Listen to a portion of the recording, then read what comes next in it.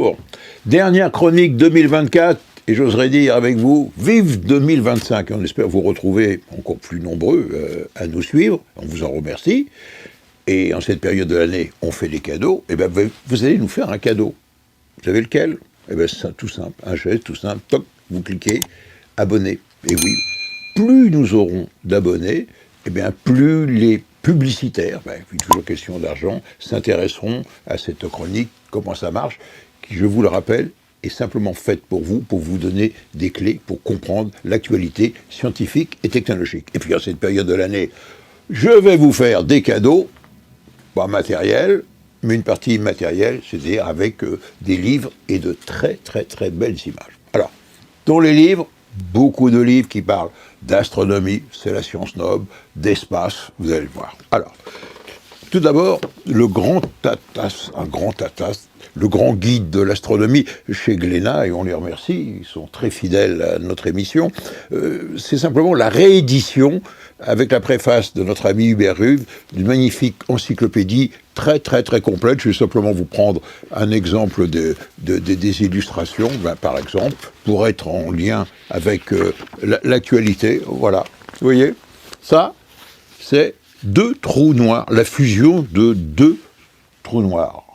Car, à propos de trous noirs, on parle des exoplanètes, c'est à la mode. Eh bien, les exoplanètes, voilà, c'est vraiment la Bible, toujours chez Glénat, la découverte des exoplanètes avec la préface de notre ami, que l'on salue, bien sûr, Jean-Pierre Luminet.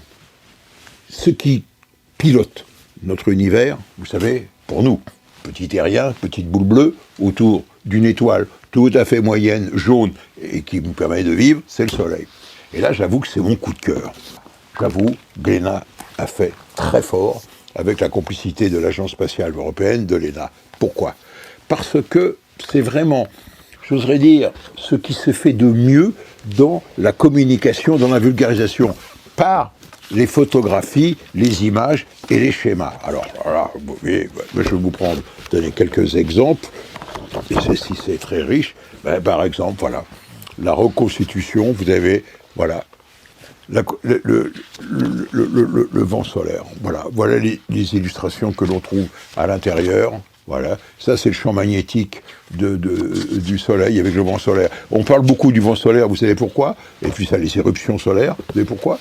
Parce qu'on a vécu une année remarquable avec beaucoup d'aurores.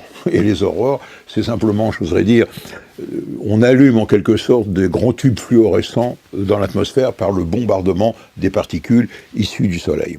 Alors, un autre chapitre aussi, il y en a beaucoup de livres qui parlent de l'intelligence artificielle. Alors, il y en a un, copieux, chez Flammarion, que nous avons reçu, qui est l'Odyssée de la conscience. En fait, c'est la traduction d'un ouvrage d'un scientifique australien. C'est-à-dire, c'est comment la conscience est arrivée aux hommes. Et la grande question, c'est de savoir, et si, après la mort, le cerveau n'existe plus, est détruit, est-ce qu'il y a toujours, quelque part, la conscience? Autrement dit, la conscience peut-elle exister en dehors de l'existence du cerveau? Et à propos d'intelligence artificielle, alors là, c'est notre coup de cœur, parce que c'est un ami de très longue date, lui, c'est Pascal Pic, très célèbre anthropologue, bien connu pour ses ouvrages, et je voudrais dire que j'ai découvert à travers cet ouvrage, vous voyez, une interrogation sur l'intelligence artificielle. C'est-à-dire qu'il a osé, Pascal, il s'est comporté comme un philosophe, il a interrogé, non pas un personnage, non, il a interrogé une intelligence artificielle, c'est-à-dire Chat, GPT, ça s'appelle Clava, et puis l'auteur aussi, c'est Pascal. Donc il s'est mis en scène, et c'est assez troublant. Et nous avons le plaisir de rencontrer Pascal Pic. Écoutez-le. J'ai écrit ce livre avec ChatGPT, que j'appelle Clara. Alors pourquoi Clara? C'est important, Clara avec un K.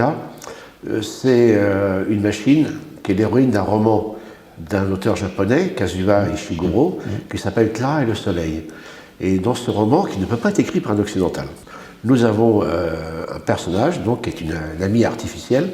Et en fait, par ses actions, par ses activités, par ses interactions avec les humains, elle embarque notre empathie, notre sympathie, et ça se termine de manière dramatique, mais ça, je ne dis pas pourquoi.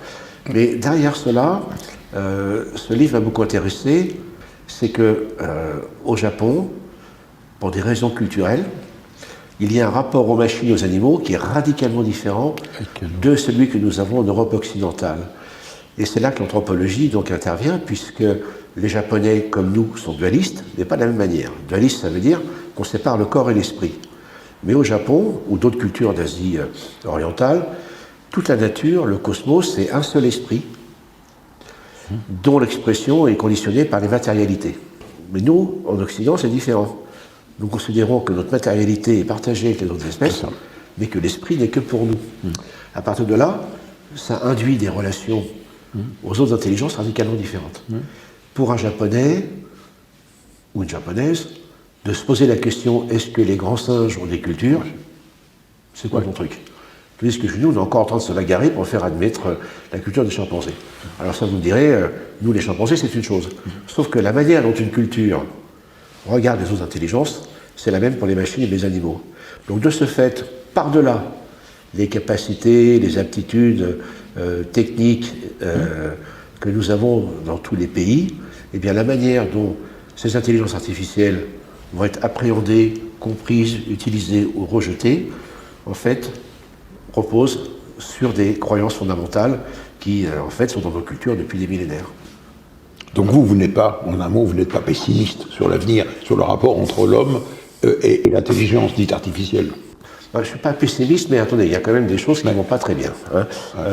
Mais on n'a pas entendu les intelligences artificielles pour ça. On sait déjà que les usages inconsidérés des smartphones posent des tas de problèmes de santé, de relations sociales, d'instabilité psychologique, ce qu'on appelle les apocalypses cognitives. Donc ça, c'est bien connu dans tous les pays. Et en plus, il y a le phénomène de dissociation sociale, la difficulté de se concentrer, de regarder un film 1h30. Donc tout ça, c'est déjà bien connu. Et ça risque de s'accentuer avec les intelligences artificielles. Par contre, si on a une connaissance assez correcte, pas forcément technique, de ces intelligences artificielles, de ce qu'elles sont, de ce qu'elles font et ce qu'elles ne font pas, ce sont des outils absolument extraordinaires. Par contre, le vrai danger qui menace notre espèce, c'est ce que j'appelle le syndrome de la planète des singes. Alors c'est quoi cette affaire-là? En fait, ça n'a jamais été repris dans les films ou les séries de la planète des singes. Il faut retourner dans le livre de Pierre Boulle de 1963.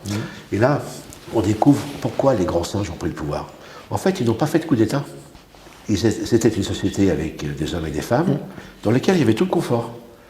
Donc les machines faisaient tout, et on avait domestiqué les grands singes pour pourvoir à tous les services autour des humains. Et les humains ont cessé d'être actifs intellectuellement et physiquement. Et à partir de là, donc, les sociétés se sont délitées, et les grands singes n'ont eu qu'à prendre le pouvoir. Et aujourd'hui, le vrai danger par rapport à ces machines, c'est le confort, la facilité, sans réfléchir. Et à partir de là, le grand reproche que je fais aujourd'hui, notamment à l'éducation nationale, c'est que nous avons ces machines depuis un certain temps, ça se déploie à toute vitesse, et il n'y a pas d'éducation autour de cela. Or, aujourd'hui, ces machines bousculent, évidemment, on le sait déjà, nos vies personnelles, interpersonnelles, sociales, professionnelles, c'est déjà là, mais c'est une espèce de je dirais pas un chaos, mais voilà, c'est une nébuleuse de toutes les interactions qui, pour l'instant, n'est pas intégrée dans un projet de société. Et là, c'est la vraie difficulté.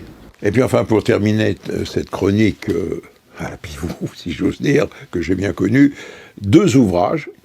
J'étais prof de maths, vous le savez. Et ben moi, j'ai un coup de chapeau, tout de même. On le vous a déjà présenté, mais ne vous en privez pas. Une mathématicienne au jardin de Claire Lomé, édition Tana. Ce qui est étonnant, c'est qu'elle trouve, et elle a raison, les mathématiques partout, sans le savoir. Tenez, je vais vous prendre un exemple. Elle a pris un exemple que je trouve, moi, tout de même insolite, étonnant.